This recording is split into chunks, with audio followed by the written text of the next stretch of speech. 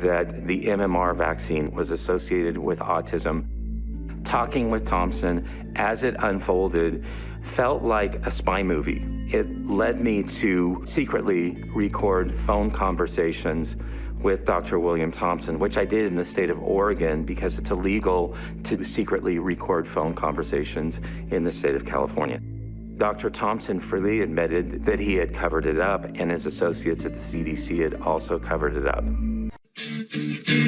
Uncle Trump has one shot, one opportunity to stop the death of America. One moment with the freedom of interest, but with DC written, yo. Vivek's palms are sweaty, six big job gets heavy. There's curry on his sweater already, mom's tandoori. He's nervous, but DOD is getting order ready to drop bombs, cause he gon' got the fat with Eddie. He goes down, DC crowd cries so loud. He opens his mouth, the words you find just come out. They choking now, we the people joking now. The clock's run out, time's up, over, back. Snap back, DOGE, Lord, thanks with gravity. Oh, grab your bureaucracy, choke, he's so ready. Don't boast, make it look easy. No, he works at it, he knows he'll push him in it. Gotta keep him alive. Stand together. Start World War III. Make America great again. Good day, freedom-loving patriots. My name is Anastasia Theodoropoulos, here with my co-host, Dr. Richard Panzer. Frank Scavo is on assignment this week. Today we are focused on the question, is everything you know about health a lie? Here are the topics for April 28th, 2025, show number 17 featuring Maha, RFK Jr., and famous doctors and scientists who know a thing or two. We're covering environmental causes, not genetic, responsible for autism. Dr. William Thompson's stunning MMR admission to cover-up. Environmental toxins linked to polio? Let's find out. The longest living people have high cholesterol. Really? Young people dying from turbo cancer. What is that? New 6-in-1 vaccine for babies. New COVID-19 vaccine myocarditis paper out. Sex with the vaccinated. How to detox the mRNA after you get vaxxed. The Chinese Communist Party in the U.S. Our scripture of the week, Luke 18:16. And ending with our music video, Hand to Hold by J.J. Heller, celebrating God's most precious gift. We are definitely living in exciting times, Richard. And Maha is at the forefront, and the future of humanity may be saved, but it all starts with our children. What was announced this week is that genes do not cause epidemics, environmental triggers do, and HHS Secretary RFK Jr. vows to find out the truth. He's called out the National Institutes of Health for spending 10 to 20 times more on research into genetic causes than into environmental ones, and pledged that under his leadership, that will change. He said HHS will make grants available to university scientists and others to research the environmental causes of autism. People will know they can research and they can follow the science no matter what it says, without any kind of fear that they're going to be censored, that they're going to be gaslighted, that they're going to be silenced, or that they're going to be delicensed. This is a preventable disease, Kennedy said. We know it's an environmental exposure.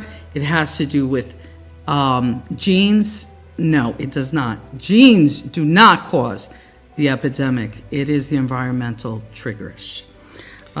So what do we have to say about this? Well, I mean, this brings out a very big issue because government funding determines to a large extent, what people research, right? Absolutely. And so you have scientists out there and they know if I do a study on a certain topic, I'm not going to get any funding. And so, I mean, you see this with the climate change agenda, and you see it here with health. And thank God, Robert F. Kennedy Jr. has the guts to take on. I mean, you're talking about probably $1 trillion, I mean, worldwide, at least $1 trillion healthcare, pharmaceutical industry that he's taking on. And if you look back at history, this is why history is not one of the subjects that are really taught well in schools. Right. We could go back to Darwinism, okay, with the push of evolution. Yeah. And all the pseudoscience that was mostly not true. Yeah. But yet, in our institutions, they were hustled. Okay, to get money, you had to show a certain agenda. Right. Now, my husband happened to have been involved in doing research for many years at the City University of New York. He has 8 published journals he's been published in, but he knew very well that there were certain things you did not get involved with because you were funded to tell a narrative. And if that narrative was not going to be followed, you would not get the money. So this is how climate change got in our books, right. Why many younger generations believe that humans are bad, humans are the cause, and, farting cows. And that leads to a lot of depression, leads to suicide, it leads to young people not wanting to have children. I mean, why should I have a child if we're all going to die? Well, if you believe you're a virus, what do you do with a virus? You try to get rid of it. Yeah, exactly. So it is that right. subconscious that they attack in society today, and we're here to say no. And Robert F. Kennedy is here taking on that fight, particularly with Maha, to say, what we have, or to question, because that's really what he's doing right now, what we believe is a healthy lifestyle and what we have incorporated in our lives, even in the lunches at our kids' school. Right. Is it really healthy? And over the next few months, all this is going to be unveiled. So hold on to your seat, folks. This is going to be very exciting. I just hope that he has a few extra bodyguards. I'm just... Yeah, well, the family history kind of tells you need it. But anyway, let's take a quick look. The ASD prevalence rate in 8-year-olds is now 1 in 31. Shocking. There's an extreme risk for boys. Overall, the risk for boys of getting an autism diagnosis in this country is now 1 in 20. And as high in California, which has the best data collection. So it probably also reflects the national trend, 1 in 12.5 boys.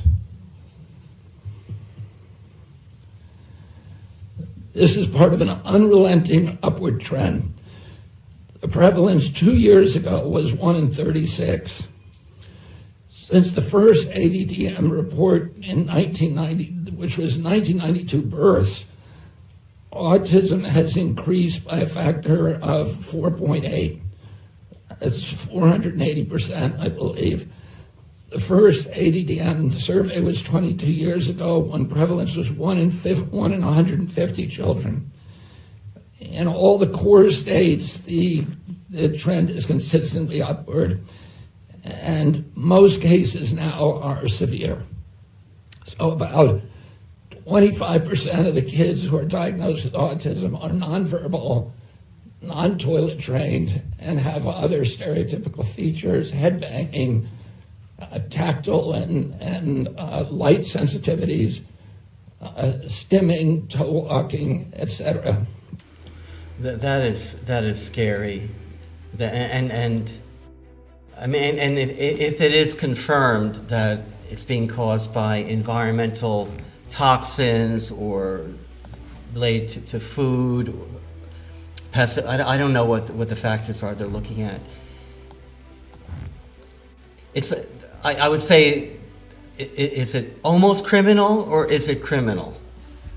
The amount of suffering and heartache that those families had to go through to take care of a child, particularly the 25% who were nonverbal, not toilet trained, banging their head against the wall, can't see light.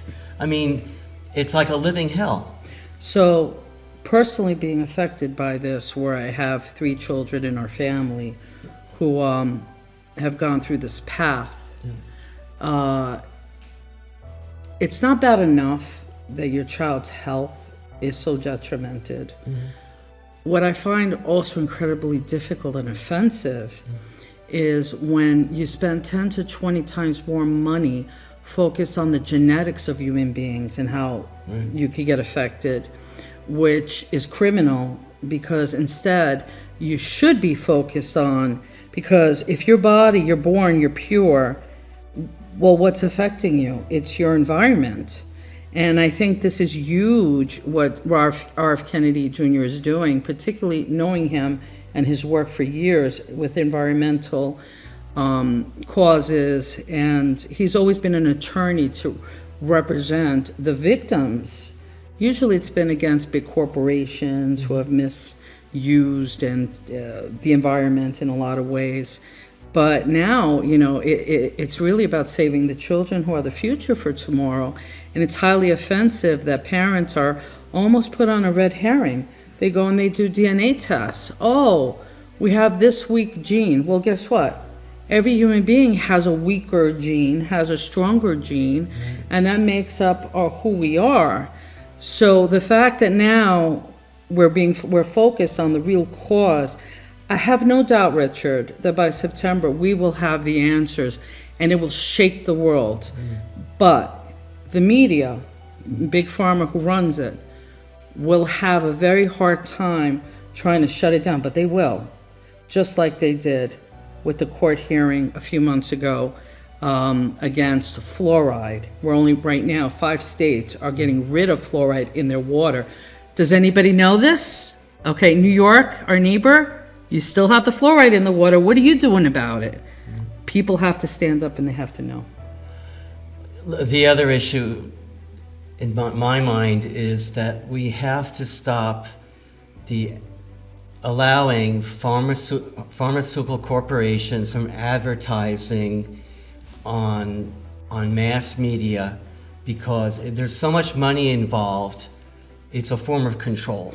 We are only one of 2 countries that do this, because the rest of the world, there's over 140 countries, right? The rest of the world knows that is a form of manipulation. Right. So I know that Robert F. Kennedy has mentioned he's working on that. Right. And I think very similarly, like President Trump in his administration and also Doge. Right. You have to align the bigger problems, knock them down, and go down that list. Now, do we want everything on that list taken care of today or yesterday? Of course. Right. Is it humanly possible? No. But I think over the next few months, we'll be seeing constant progress. I can sing the Ozempic jingle for you if you want. Listen, I know I may need to hear it, but the answer is still no. Anyway, there's a lot to cover. So we also have a CDC scientist, Richard, Dr. William Thompson, who made recently a stunning admission. What he said was the MMR vaccine showed an association with autism, and guess what? They covered it up and they covered the data. This meant that the government knew the science was manipulated, and millions of parents made irreversible decisions without the truth. Let's take a look. Roll back in the time machine to August of 2014. That is when Bill Thompson made the admission that the CDC had lied and hid the fact that the MMR vaccine was associated with autism. Talking with Thompson as it unfolded felt like a spy movie. It led me to secretly record phone conversations with Dr. William Thompson, which I did in the state of Oregon because it's illegal to secretly record phone conversations in the state of California. Dr. Thompson freely admitted that he had covered it up, and his associates at the CDC had also covered it up. Thimerosal causes autism-like features, and that's the way I would say it. I'm completely ashamed of what I did. The higher-ups wanted to do certain things, and I went along with it. Colleen is the center director, Frank is the director of immunization safety, and Marceline the branch chief. They're still all much more senior than me. Dr. Julie Gerberding was head of the CDC at the time. Coincidentally, she went on to a lucrative career at Merck. the manufacturer of the MMR vaccine. I'm like, oh my God, I cannot believe we did what we did. But we did. Richard, isn't this shocking? Well, I'm just wondering, can we prosecute the government officials who lied to the American people and caused I don't know what millions of families to suffer with children who are damaged permanently? Well, here's the other question that I think most folks at home don't know. Did you realize that our vaccines here in America, I mean, we hear about it being the highest number between the age of birth and 6 years old, which is 72 vaccines, the highest in the world. But what we are not hearing is that vaccines are made differently in the rest of the world than they are here in the United States, just like our food resources. Mm-hmm. So I do know people, families, who've gone to Russia, have gone to Greece, have gone to Spain, and that's where they'll receive their children's vaccinations because they're less detrimental than they are here. So why isn't that being talked about? I believe the truth has to come out. Absolutely. So Richard, we've mentioned in a couple of our past shows the question about the polio vaccine. Right. And I think we owe our audience a really good, thorough research on this for them to make up their own minds on what they believe to be true or not. So, for example, did you know that polio outbreaks have been linked to the introduction of pesticides? I kind of briefly said that the last time. We briefly discussed this in a previous episode, but history shows us how environmental toxins, whether in our air, water, food, or even our clothing, have impacted our health far more than we're ever been told. And here is the receipts, Richard. Let's take a look. The definition of this word has changed over the last 100 years. At the time, children started to become paralyzed. This was not something that they had ever seen in mass like that. Rutland, Vermont, 1894, is listed as the first epidemic of polio. You can look through that history and it sort of seems to hold up. Yes, there were children that got paralyzed and there were some deaths, but it doesn't take much reading to start to see some other odd factors play into it, such as there were animals that were getting paralyzed. There were animals that were dying. Animals becoming paralyzed is not something polio can do. And in fact, polio can only paralyze a very specific animal, which is old world monkeys. We know this now, they didn't know it at the time. Start going backwards in time. I go back 1 year, 1893, Boston has its biggest outbreak of polio. So then you go back to 1892, and I started finding out a story about an invasive species of moth called the gypsy moth that had been brought into New England, had been destroying everything in its path, and they were powerless to stop it. So 1892 was the year they finally figured out a new pesticide called lead arsenate. And they were able to combine these two ingredients together, lead and arsenic, in such a way that it created a great pesticide and it couldn't easily be washed off. It was like a miracle pesticide. It was used everywhere. It was absolute war to save the great hardwoods of New England before the gypsy moth destroyed everything. 1893, Boston, the place where the pesticide was invented, 26 cases of polio. Never seen it before. Why did this happen? 1894, a year later, Rutland, Vermont records the first case of epidemic polio, 126 people.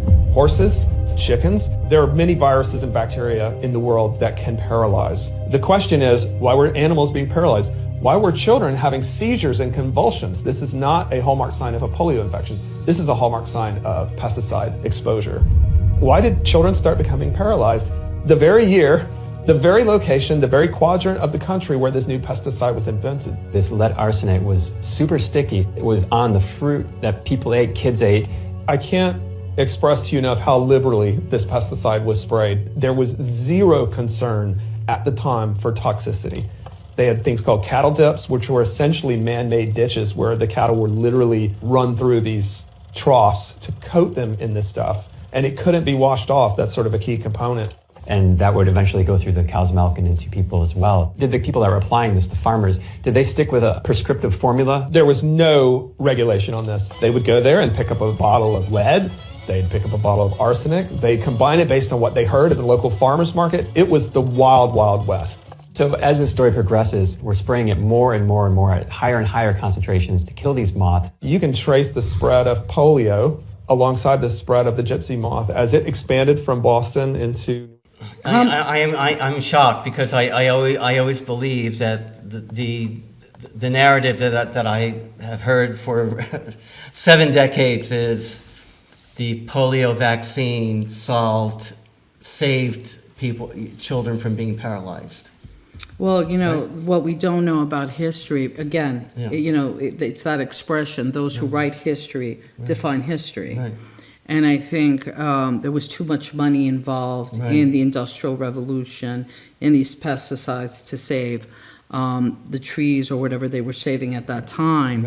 But I think there's always been, just like in insurance, there's a cause and effect. Right. If you have a certain limited amount of outbreak or repercussion, side effects, that it's for the better good. I mean, this is what we've always been sold on with vaccines.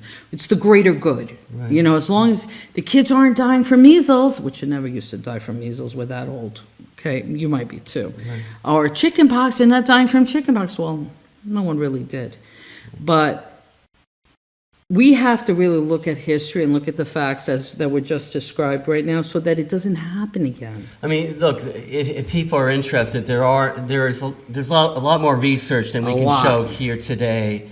But just look into it for yourself. And absolutely. Yeah. That's all we're here to do. Yeah. This is one perspective, and we invite people to, with their curiosity, to find out from and share with us what you find. Yeah, if you think we're wrong, then put it in the chat.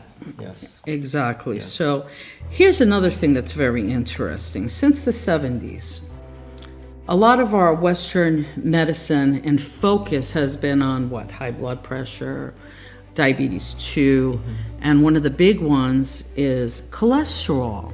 This is why they were saying, oh, don't eat the butter. They came up with all these fake oleos because you want to keep cholesterol, levels low. But you know what's very fascinating? Yeah. Lipitor, take Lipitor. Right, I won't, but here's why. Here's why you might not either. The longest living people in this world, guess what they have? They have the highest cholesterol level. And yet, we live in a world that hates cholesterol. What is going on with that? Well, let's take a look. People had high cholesterol levels. And isn't that funny? It is one of the most consistent themes of longevity research that the longest lived people have higher cholesterol. And yet we live in a world that hates cholesterol. And the moment cholesterol goes up, we put them on a cholesterol lowering medication. We could be doing the perfectly wrong thing to help these people live longer. Sorry, they found that some of the longest living humans had high cholesterol levels. Yeah, that's right. That's what the Sweden study found, for example. What were some of the most consistent themes? They had good glucose control and high cholesterol. It is a molecule of life. Mitochondria have to have a cholesterol molecule in them in order to work. All sex hormones are built on cholesterol. It's no surprise if someone takes a cholesterol-lowering medication, their sex hormones go down. There's good and bad cholesterol, right? Well, that's, as the story goes, yes. And yet I think that's overly simplified, where people will say LDL cholesterol is the bad cholesterol, and yet that gets included in these studies of longevity. So I think the good and bad aspect of it is not entirely fair or accurate. We need LDL. LDL actually helps the body fight infections. So it's also an unsung hero of immunity. Why are we so obsessed with cholesterol? Why not triglycerides, which is another lipid that can be measured that is far more predictive of who's going to have a heart attack or not? And I think it's because we have chosen markers in modern medicine that we have well-designed drugs. So it's a really, really good way to sell a lot of drugs. Okay, I'm glad I'm not paranoid because I might be worried. What's very interesting is that as we get older, I think for us, who are middle-aged and higher, I think we could safely say that when our lives start changing, especially physically, we notice some changes in our body. What do we chalk it up to? Well, I'm getting older. In the 40s, I got to hit that brick wall. Everyone says you're going to hit that brick wall, right? In the 50s, oh boy, when you hit that brick wall, you better make sure you got a wheelchair nearby or something to grab, because it's going to take you down hard. Right. Well, hearing things like this from doctors who are established and scientists who are looking at research, I say thank God for Switzerland, because they've been coming up with some doozies over the years. We're grateful for that. But imagine now, it's not you per se or your age. Right. It's the Western medicine that you've been told to take for longevity. Right.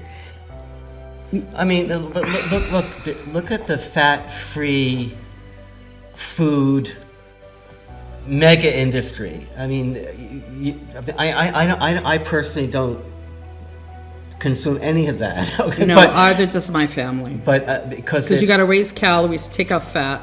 It's a game. And if you look at it, you'll see, light, remove fat, add more sugars. Right, yeah. Well, here's the other thing. Right. There's been studies, because what is the most common thing you hear about these days that you're getting used to, which is Alzheimer's, dementia, Parkinson's. And there was a study that showed from cadavers, they compared the brain of someone, let's say, who passed from one of these diseases, and someone who passed from old age or something, nothing like life passed, because they were old age. So what they see in the brain is those with Parkinson's or Alzheimer's or one of these neurological diseases that took over their brains is dry like a fig. Whereas a regular brain who died is moist. Right. And I want to see the science to really compare, because what does that make us question? Number one, in the 70s when they took away all these good fats and they lowered our cholesterol, are we like a car that needs oil, like an oil change to lubricate the cells of our body? This is making a lot of sense to me right now. And if you don't have that oil, what happens? Your engine cracks. Things aren't working properly. Clunk, clunk, clunk. Now you're not recovering because you don't have what you need. Scientists out there, let's make it happen. Do the research. There's a lot of money. There's a lot of money involved in keeping things the way they are, but we have to find the truth. Well, here's some truth that maybe we don't want to hear, which is over the last few years, younger people have been developing cancer, and we're talking about very aggressive cancer. Now doctors are calling it, because they had to name it, they're calling it turbo cancer. And the question that everyone is asking is there a link to immune suppressing vaccines? Let's take a look at this. Turbo cancer is a new kind of slang term that people are using around the world. A colleague of mine in Sweden coined the term in one of her papers. And what she was seeing as a breast pathologist that sees a lot of breast cancer over her many years of practice, she noticed young women developing cancer after the rollout of the injections, and she noticed that these cancers were more aggressive and spreading more quickly. So the turbo cancer just means a cancer that's behaving in a more aggressive manner than in science. We know how most cancers behave over a period of time. And these cancers, because of the dysregulation of the immune responses and the suppression of the immune system by these genetic-based injections and so many other mechanisms, these cancers that normally would be kept in check by the body are unexpectedly growing very quickly. This is science, right? They're collecting data and saying, how has cancer changed since the COVID vaccine has been introduced? Now, some may say, well, maybe that's a coincidence. Well, how do we know it's a coincidence or not if we don't actually go to the science to see what is going on, how this was triggered, and the fact that younger and younger people are being attacked? Why are we the #1 country in pediatric deaths? Why do our young children get cancer? And then what we do is we donate. We'll donate to the McDonald House, which is nice, don't get me wrong. We'll donate to St. Jude's Hospital. It makes us feel better, even if it's just a few bucks. Well, what's really going on here? Is that money going supposedly, from what I understand, it goes back to Big Pharma to try to find a cure. But if they know that the cause, they're part of the cause, then what are we doing? We're giving them money to do more damage. So that's the conundrum. I hope we get to the bottom of this. Yes. Well, and there's research. I mean, there is research coming out. I think we're going to be showing some research that would relate to heart disease and. Yes, and the myocarditis. Well, here's another one now that we're on talking about children and vaccines. There is a new vaccine that just came out that's called Vaxelis. Vaxelis is a combination of 6 vaccines in one. So sometimes you may hear a parent who will say, well, I want to spread them out. So they'll give you one vaccine, you know, after a year or two. But that one vaccine is a combination of several. So what are you really doing? You're not really solving anything, and you're not protecting your child. And guess what? This 1 in 6 vaccine is going to be marketed for babies 6 weeks to 4 years old. And let's take a look at this by a doctor. It's Thursday, April 17th. I want to share with you a product that's on the market, a vaccine called Vaxelis. I pulled the package insert and here it is. This is insane. This vaccine has 6 vaccines in one: diphtheria, tetanus, pertussis, polio, Haemophilus B, and hepatitis B. 6 in one. Let's take a look at the package insert. First of all, they tell us that epinephrine and other appropriate agents and equipment must be available for immediate use if you're going to be giving this vaccination. Okay. You got my attention. This vaccine is indicated for 6 weeks old through 4 years old. It goes on to say a review by the Institute of Medicine found evidence for a causal, not correlation, causal relationship between tetanus toxoid, one of the components, and both brachial neuritis and Guillain-Barré syndrome. Look that up, Guillain-Barré. It's a type of paralysis. It looks a lot like polio. It also says apnea, that's difficulty breathing, you kind of stop breathing, following intramuscular vaccination has been observed in some infants. Oh, but it gets better. First of all, studies that brought this product to market, there is not a single randomized controlled study with an inert placebo. It's only tested against other vaccinations. Ingredients, you're going to love this. 319 micrograms of aluminum is used as an adjuvant. That is, it stimulates the immune system to wake up to the antigens that are in this vaccine. Other ingredients, formaldehyde, bovine serum albumin, that's albumin or protein that comes from cows. Then they put some antibiotics in here, neomycin, streptomycin, polymyxin B. What could possibly go wrong? And of course, my favorite part, section 13.1. It's right here. I'm not making this up. Vaxelis has not been evaluated for carcinogenic or mutagenic potential or impairment of fertility. Like I said, if I weren't paranoid, I might be worried. It is so wrong, and it's not tested. They do not test, as he pointed out.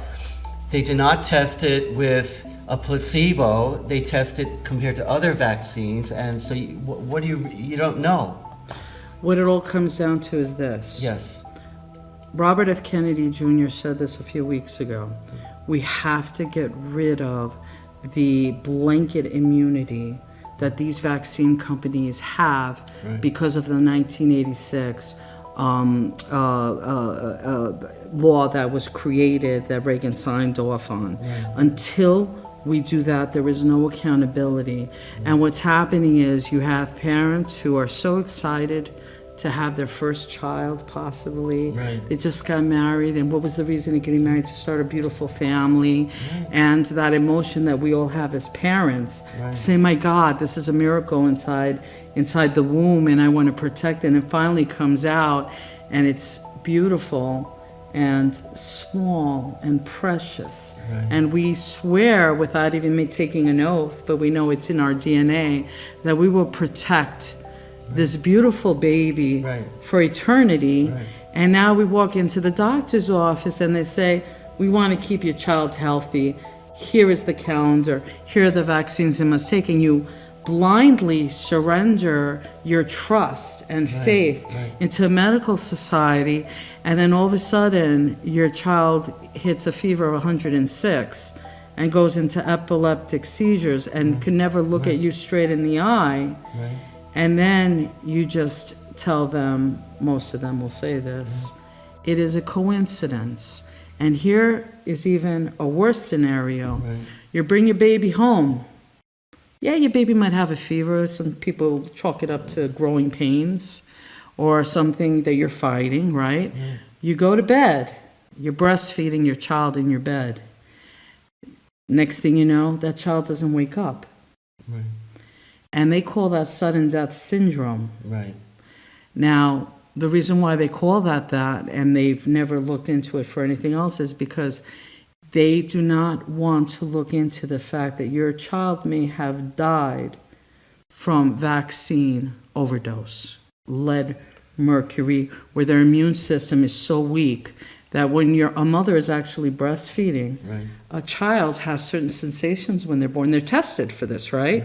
You tickle the bottom of their foot, they kick. Right. Okay, they know how to do these little, they have life-altering kind of features that they can protect themselves to a certain degree, even though they were just born. Right. So a baby knows if something like a blanket might be right nearby, they know to turn their head a little bit to get breath. But if their immune system is compromised and they're swelling now within the brain, guess what they lose? They lose those senses. So now there might be a blanket right there and they don't know to turn their head away and they die. But they won't look into it. Please, HHS Secretary Robert F. Kennedy Jr., we know you love children. Please look into the sudden death syndrome. Too many mothers in particular blame themselves for their children's death. It is the worst thing in the world that could ever happen to parents.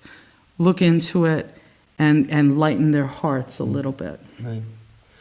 Look, I'd like to share another example. I mean, first let me mention, why would you need to vaccinate a baby or toddler against hepatitis B, which is a disease that is spread through injecting drug use or through sex? Particularly when a mother Right. is being tested throughout her pregnancy by her OBGYN. Right.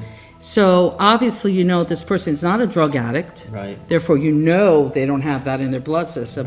And you also know that your baby is not at that tattoo parlor, okay?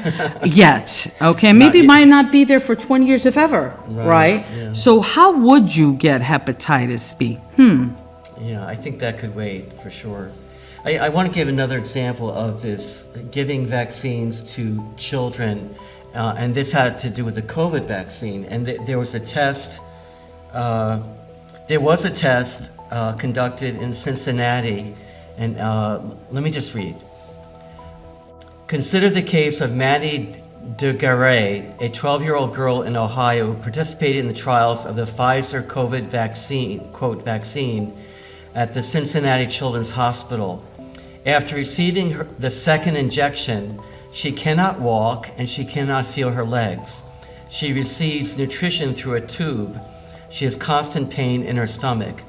The reporting app called Trial Max does not allow her to report any of these serious adverse conditions, only conditions like fever, redness, injection site swelling, headaches, or vomiting. There's not even a free-form comment section to report other more serious conditions. The New England Journal of Medicine article about the trial did not mention a patient with any of Maddie's serious symptoms, or even that a female patient her age went to the emergency room 9 times and was hospitalized 3 times for a total of 63 days by the time the, quote, vaccine was approved for 12 to 15-year-olds. The video of the testimony by her mother speaking at a hearing officiated by U.S. Senator Ron Johnson was removed by YouTube for, quote, violating community standards. Well, this is unfortunately not surprising. You know, sometimes I've said in the past on our show, and Right. people who know me know this, you know, I always say that we are New York refugees. But one of the reasons why we're New York refugees is because there are 4 states who have removed the religious exemption, the first one being California. California does have the highest numbers we mentioned earlier in the show, just to recap real quick. Of autism. Of autism. So you have 1 out of 12 and a half children, statistically boys, who are autistic in California because the parents who are there don't have a way out. And when that happened in New York, you know, a lot of us left. Okay, we had to. We were thrown out of, you know, we had to sell our businesses, sell our homes, and take the leap of faith to start a new life, which I'm here to tell you folks, it's all a myth. Wherever your home is where your heart is. And if you do the right thing, God finds a way to have you rebuild. So I'll do it again if I have to, over and over again. But the problem is that once you take that right away from the parents to choose, because you are the guardian of your minor. I mean, this is part of our Constitution. We're responsible for our children. And once you get rid of it, like what I saw in New York, we had families who travel all around the world to try to accommodate with better vaccines. I mean, I knew people who got divorced over this because one spouse would say, I can't sell the business. And the other parent would say, well, I can't, knowing what I know, cause more harm to my child. And this is the personal kind of hell that a family should never go through. And we have the standard, I thought we had the standard of informed consent, that we live in a nation that protects free speech and also respects the authority of parents to make medical decisions about their child. And in many states, they don't. Well, here's the thing. When the studies do come out and they have the reports, they just won't put them together. They're going to have to study the control group compared to all the vaccinated kids and see which ones are healthier. Is it the Amish? Is it the 1%? Right. Like my children who've never received a vaccine in their lives, and they don't get sick. They'll get maybe a sniffle in the wintertime. And I'm not saying that because I'm a proud, arrogant parent. No, I'm saying that because I saw too much pain in my family. And I as a parent, my husband and I had to make that decision. Do we try to go an alternative route? And that alternative route means that our kids are the only ones in my husband's family who don't have an autistic child. Really? How do you explain that? And I'm not happy to say that. We love all our kids. But that research has to come together for this to stop. Problem is, the biggest industry in the world is pharma. And they have the most lobbyists, they have the most money, they have the most control. They control a lot of our congressmen, they control a lot of our senators. Let's not kid ourselves. What is going to have to happen is a complete rebirth, and it's going to have to start from the top down. And I think with the Trump administration and with Robert F. Kennedy Jr., this is the only shot we have to get the truth out. And the future of humanity is at risk if we don't. Uncle Trump has one shot, one opportunity to stop the death of America. One moment with a freedom of interest. But what do you see with, yo? Vivek's palms are sweaty, his next big job gets heavy. There's curry on his sweater already, mom's tandoori. He's nervous, but DOD is getting order ready to drop bombs, cause he gon' got the fat with Eddie. He goes down, DC crowd cries so loud. He opens his mouth, the words you find just come out. They choking now, we the people joking now. The clock's run out, time's up, over, bow. Snap back, DOGE, Lord, thanks with gravity. Oh, grab your rock, was he choke? He's so ready, no boast, make it look easy. No, he works at it, he knows